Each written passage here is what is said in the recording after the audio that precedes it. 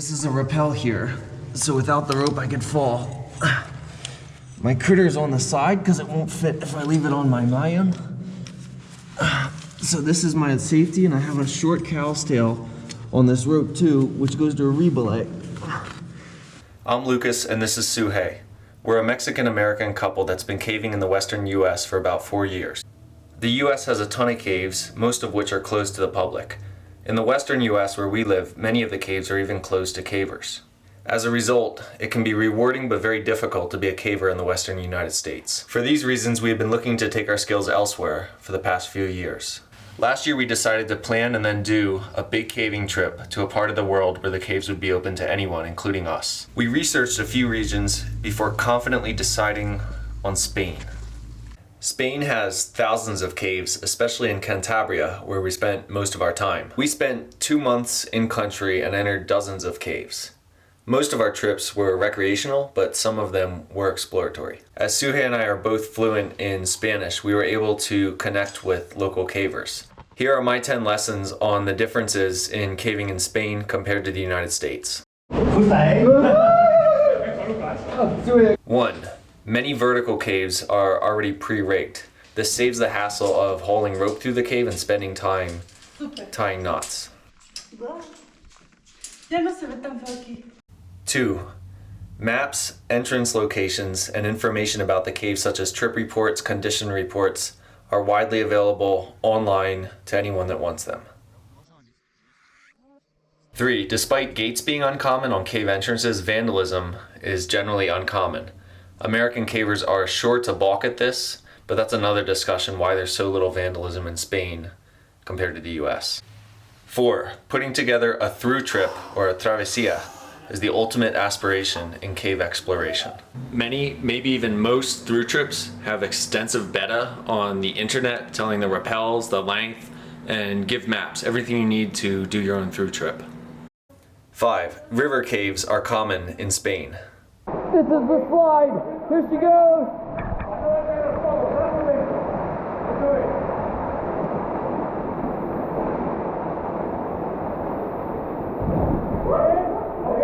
6. Caving communities and clubs in Spain are active, welcoming, open, and connected. Anyone can join, anyone can participate, anyone can be a caver in Spain. This website here lists the clubs in Cantabria alone, and there's many more in the other provinces of Spain. 7. The public is well aware of caves, cave exploration, and the caves in their own communities. We went to several events open to the public in libraries or town halls where they display caves, entrance locations, maps. One place even had a QR code you can scan with your phone to get information on the caves. 8. Vertical systems are largely standardized. In our trip, I think we only saw frog systems and everyone uses a bobbin style descender.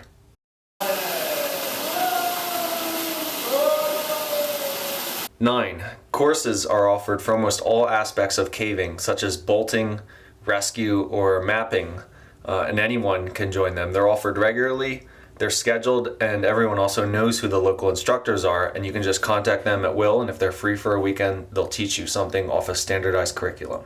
This is in contrast to the US, where for most skills, such as say bolting, you're encouraged to seek out a mentor who can teach you who may or may not know the best techniques.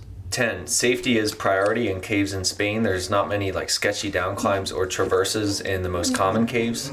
They're pre-rigged, and every small drop that we would up climb or down climb in the US is typically rigged in Spain with a rope for safety.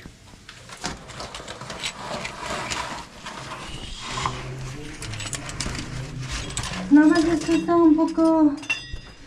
now we got to the entrance. There's actually several entrances, but really only one is easily accessible. We're going in.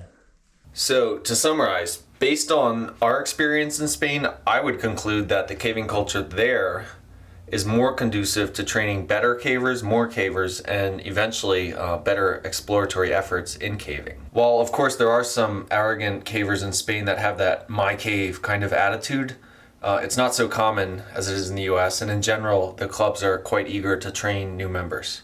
As a result, new cavers can progress to an expert level with a lot of aspects of caving in only a few years instead of a few decades.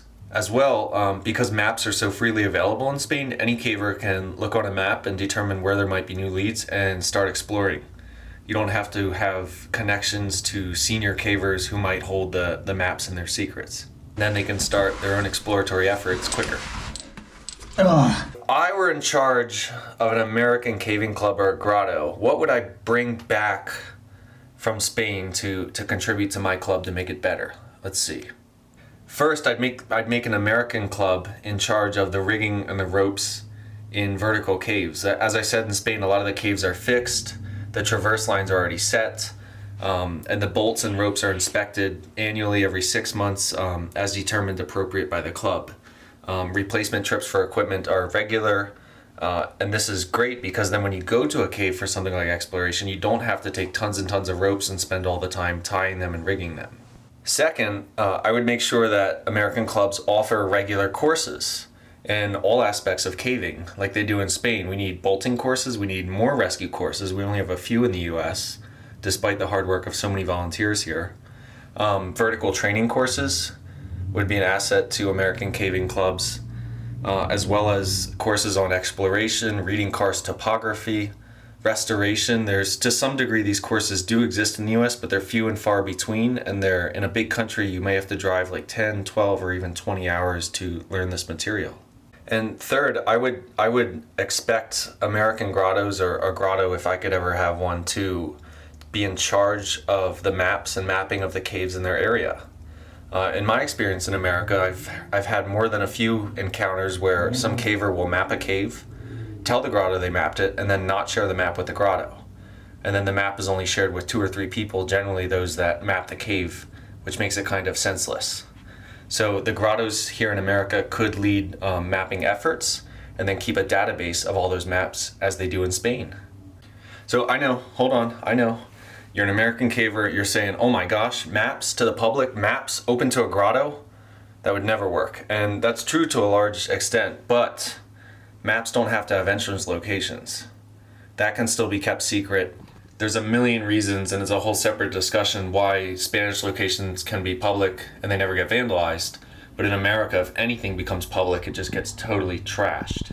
So I would not advocate opening up, so to say, caves here in America to the public or to irresponsible cavers. But it just pains me to see local grottos that don't even have maps of the caves in the area that they cover. American grottos might do well to keep a database of their maps without entrance locations. I would never advocate that Americans make their cave entrance locations and profiles and maps public. To summarize, American cavers, I think, can learn a lot from our Spanish friends, as their caving culture is probably older, larger, more progressive, and maybe even more productive than the US, though that's all debatable. If America were to follow some of these lessons from Spanish caving, we'd probably have more and more competent cavers to further exploratory efforts both here in America and around the world.